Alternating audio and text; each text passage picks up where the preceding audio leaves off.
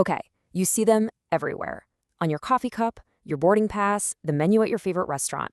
That simple, pixelated black and white square. But you know the story behind this little guy? It's it's actually incredible.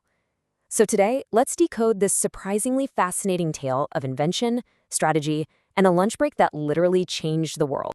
I mean, think about it. They've just kind of woven themselves into our daily lives, right? Paying for your coffee, getting on a plane, scanning your concert tickets. They're like these silent, instant bridges connecting our physical world to our digital lives. It looks so modern, so simple. But its origin story is a fantastic tale of industrial pressure, a brilliant insight, and honestly, one of the smartest business decisions in tech history. All right, so let's start peeling back the layers. Because to really get it, we need to rewind the clock way back to a time before smartphones, to a problem that was literally grinding factories to a halt. To understand the QR code, we have to travel back to the early 1990s. The king of data tracking was that classic one-dimensional barcode. But for modern manufacturing, it was hitting a wall, a huge one. And I mean, just look at this comparison. The leap in power is staggering. A typical barcode could hold, what, like 20 characters of info? The new QR code could cram in over 7,000 numbers. You could scan it from any angle, and get this, it could be smudged, torn, whatever, and still work. This wasn't just a little upgrade, it was a total reinvention of how you could store data visually. And here's the problem in a nutshell. We're at this Japanese auto parts company, Denso. And for just one part on the assembly line, workers had to scan up to 10 different barcodes. Can you imagine? It was slowing everything down, causing this massive bottleneck. They needed one code to rule them all, basically. So who solves this?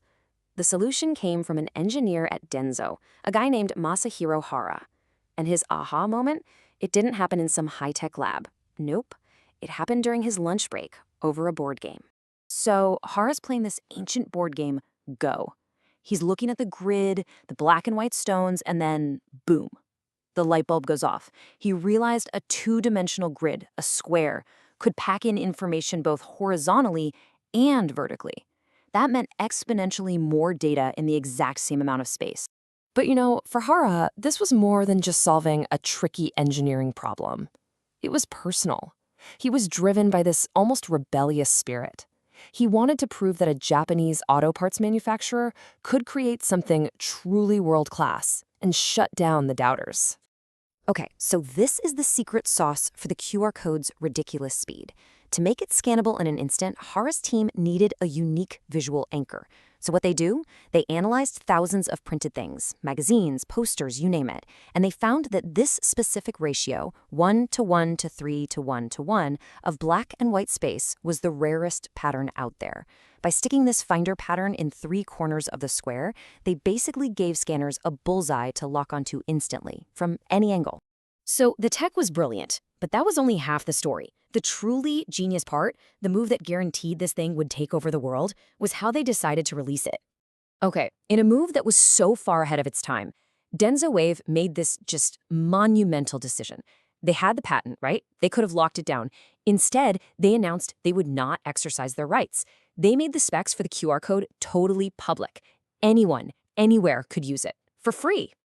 Which sounds crazy, right? Why would you give away your revolutionary invention for free? But this wasn't charity. It was an incredibly clever business strategy. And this is where the genius of their free business model comes in. See, by making the code itself an open public thing, Denso Wave didn't just create a product, they created a massive global need. A need for what? For their main product, the scanners you needed to read the codes. This move gave them huge brand recognition, a direct line to what customers wanted, and they used that feedback to build even better systems. It's like they gave away the lock so they could sell millions of keys. So for years, the QR code was kind of stuck in the factory. It was an industrial tool. But a new piece of tech was about to come along and put a QR code scanner into pretty much every single pocket on the entire planet.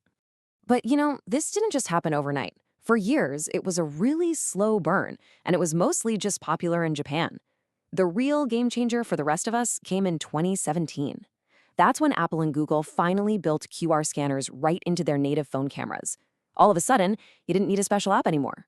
And then 2020 hit.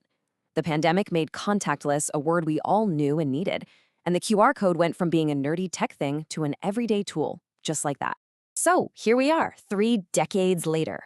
You might think the story of the QR code is pretty much wrapped up, but its evolution is, well, it's far from over. In fact, its next big chapter is just getting started.